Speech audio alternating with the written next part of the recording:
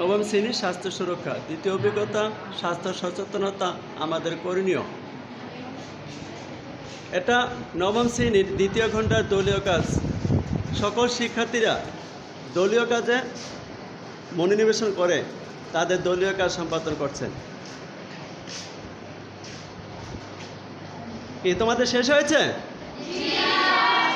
কোন দল থেকে উপস্থাপন করবে? আচ্ছা, তুমি বলো। স্বাস্থ্য সচেতনতায় আমাদের করণীয়। পয়েন্ট 1, স্বাস্থ্য সচেতনতায় আমাদের পুষ্টিকর খাবার খেতে হবে। পয়েন্ট 2, প্রতিদিন সকালে ব্যায়াম করতে হবে। 3, খাবারের আগে হাত ধুতে হবে। পয়েন্ট 4, বেশি রাত পর্যন্ত জায়গা যাবে না। পয়েন্ট 5, রাস্তাঘাটে চলাফেরার সময় মাস্ক ব্যবহার করতে হবে। Thank you. পয়েন্ট 6, আচ্ছা, ধন্যবাদ। হ্যাঁ, তোমাদের মধ্যে থেকে একজন বলো। আচ্ছা, তোমাদের কি বল?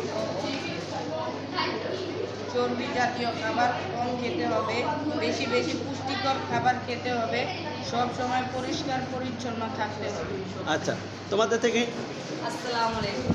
স্বাস্থ্য সচেতনায় আমাদের যা যা করণীয় তা নিচে লেখা হলো।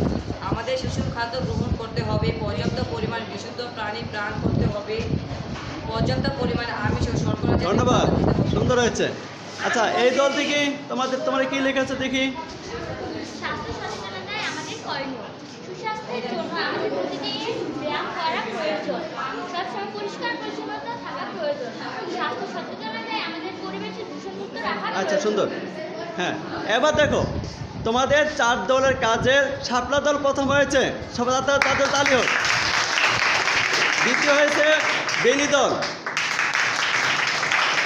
আর বাকি 2 দল সুন্দর করেছে। তোমরা আগামীতে আরো সুন্দর করো, এই কামনা রইল। ধন্যবাদ।